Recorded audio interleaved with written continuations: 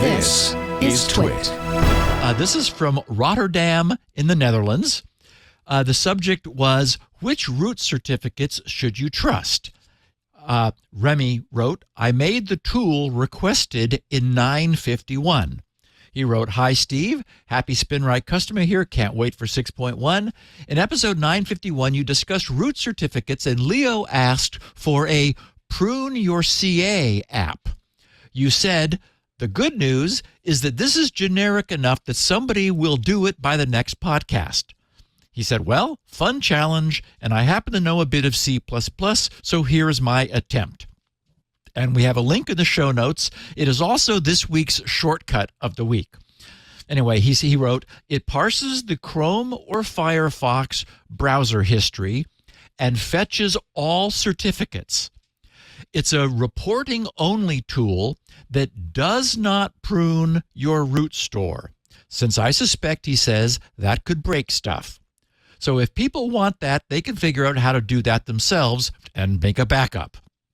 He says, I've compiled it as a 32-bit Qt 5.15 C++ application specifically for you.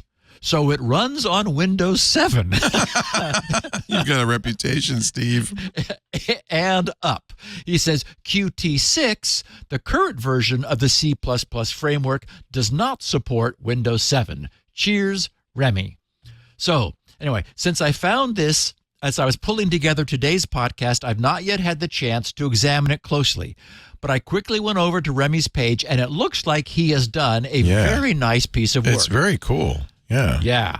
He and I don't know if you noticed, but there are counts on the number of instances of each of those certificates that he found. Mm-hmm. So he's also supporting he's sorting by the most hits on a given cert, and not surprisingly, Let's Encrypt is up there at the top. Right.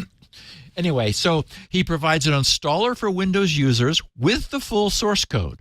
So for Linux users, he suggests installing Qt and compiling his what he calls cert util from the provided source code. He's deliberately removed all Google ads, Google and other tracking from his site.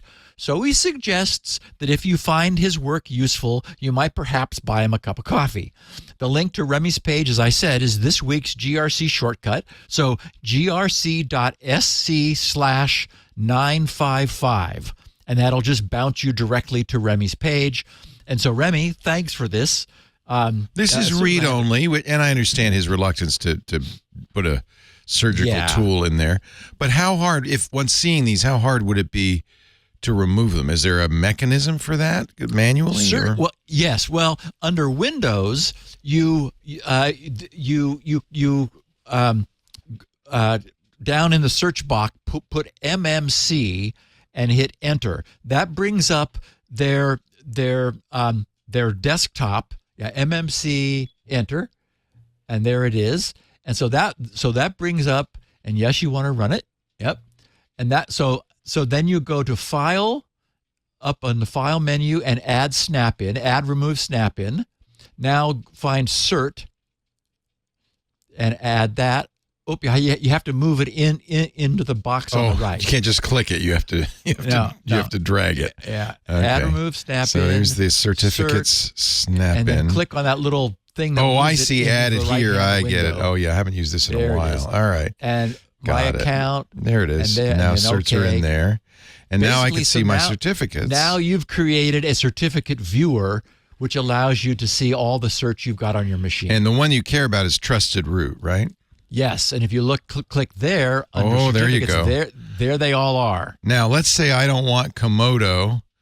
Can I right-click on it and delete? Yep. Yeah. Yep. So you totally can do that manually, one by one. You absolutely can. Okay. Yep.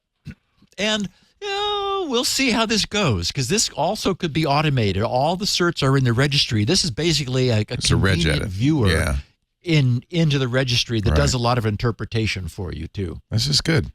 I mean, honestly, this is the tool that's kind of sufficient. It's just that you have to do it onesie, twosie. Well, and you got to know which ones. So his cert util that's useful shows you to report. The entire, given your entire current browser history, right, what certificates has your browser ever touched, and what hasn't it touched? Because there's a whole listing of unused CAs. Yeah, and those are the ones you might consider removing. Yeah, Actalis. Who's ever heard of IT Milan Actalis? It's Italian. It's some Italian. I don't think we need them. Yeah, we don't need them.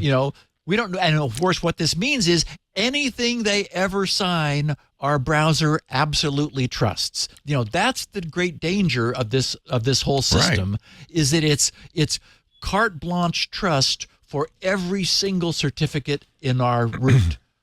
And as you pointed out when we first started talking about this, there's only a handful of certs that do 90% of the traffic into your computer. 7 certs gives you 99.96% of all non-expired browser certificates. I could probably remove the China Financial Certification Authority from my EV roots. I have a feeling I won't be needing that. Yeah. Now your light switch might not work anymore, but still.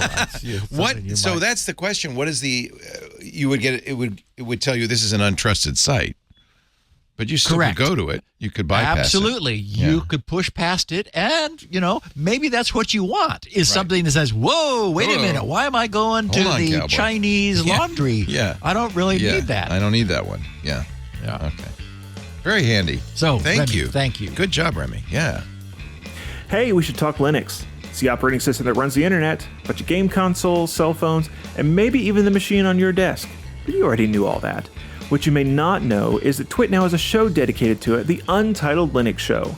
Whether you're a Linux pro, a burgeoning sysadmin, or just curious what the big deal is, you should join us on the Club TWiT Discord every Saturday afternoon for news, analysis, and tips to sharpen your Linux skills.